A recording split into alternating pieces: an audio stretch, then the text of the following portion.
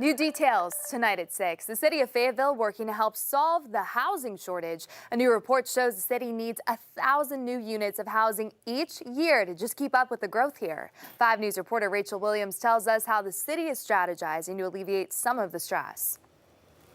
With the continued growth of the state comes an issue with finding housing in an affordable price range. We know we need more affordable housing. We're not alone in the region for that, but how do you begin to tackle such a large problem? That answer is what Special Projects Manager Britton Bostic has been working on. My team began looking at data, spent a couple months pulling together all the data resources that we thought were going to be useful to us, and that ended up producing a housing report. In the housing report, recommendations to solve the issues in Fayetteville. From that research came a housing report presented to the city council. First, they looked at what contributed to the housing issues. So we grew faster than we thought we would at a time that it was difficult to grow. Also, they contribute the record enrollment at the University of Arkansas, as well as the high interest rates. Inflation has been high, so costs have gone up.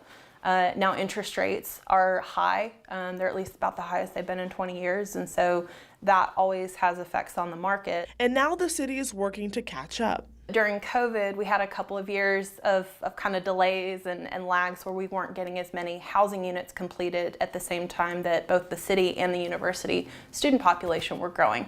And so we're a little bit behind. We're about 1,500 housing units behind our demand right now. So the encouraging thing is we're building a lot of housing this year, and that's helping us get caught up. Immediate plans for the city include continuing to implement the 71B corridor plan, which would mean taking a look at land rezoning. That's an area that already has infrastructure. It has streets, it has water, it has sewer. Maybe it needs some sidewalk improvements, maybe some other improvements. But the cost to build sidewalks, street, water, sewer, if you build really low density, is much, much higher than if we take advantage of where we've already made those investments. And so if we were to look at allowing housing in that same area where it's already only commercial, but it has all those great infrastructure investments already, that could be a good solution. South Yard lofts are a great example of what developers can do if zoning allows housing. It's also a great example of the 71B plan being implemented. But here at Evelyn Hills, most of the corridor commercial use is allowed, but there's not an opportunity for housing.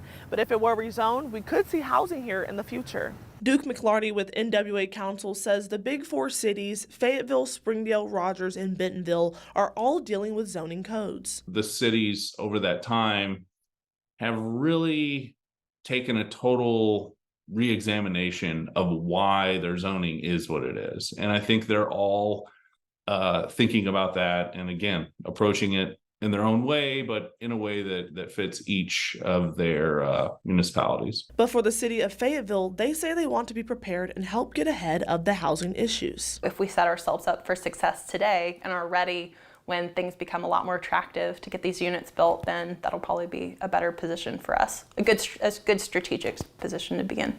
In Northwest Arkansas, covering news where you live, Rachel Williams, 5 News. Bostic says the long-range planning department will lay out rezoning proposals for the 71B corridor plan to City Council at the end of this month. To see that complete report, you can head to our website right now, 5newsonline.com.